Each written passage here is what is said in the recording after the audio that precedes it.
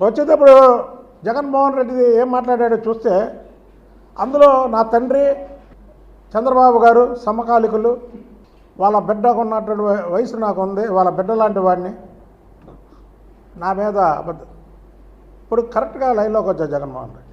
మీ తండ్రి వైఎస్ రాజశేఖర రెడ్డి గారు, చంద్రబాబు నాయుడు గారు సమకాలికులు. 78లో ఒకసారి ఎమ్మెల్యేలుగా ఎన్నికయ్యారు. ఇద్దరు కూడా పరస్పరం రాజకీయాల్లో ఉన్నారు. ఒకరు ముఖ్యమంత్రి అయిన తర్వాత మరొకరు అయ్యారు. బాగా ఏ రోజు కూడా వైఎస్ రాజశేఖర రెడ్డి గారు ఇంట్లో వాళ్ళని దూషించలేదే.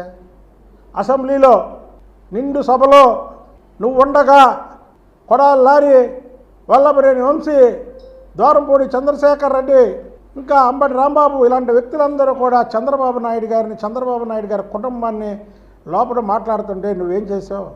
కౌరవ సభలో ద్రౌపది వస్త్రాభరణం చేసినప్పుడు నవ్వుతున్నట్టు నవ్వుకున్నావు. అసలుకి ఈ రాష్ట్రంలో తెలుగుదేశం ప్రభుత్వం ఎప్పుడైతే ఏర్పడిందో తెలుసా మీకు? ప్రజలు తెలుగుదేశానికి ఓటు వేయాలని ఎప్పుడు అనుకున్నారో తెలుసా? ఈ సూపర్ 6 హామీలు చంద్రబాబు నాయుడు గారు చెప్పారని కాదు. ఎప్పుడైతే దేవత లాంటి భువనేశ్వరి గారిని మీరు అనరాని మాటలు అన్నారో ఆ రోజే తెలుగుదేశం పార్టీకి ఓటు వేయాలని ప్రజలు నిర్ణయించుకున్నారు.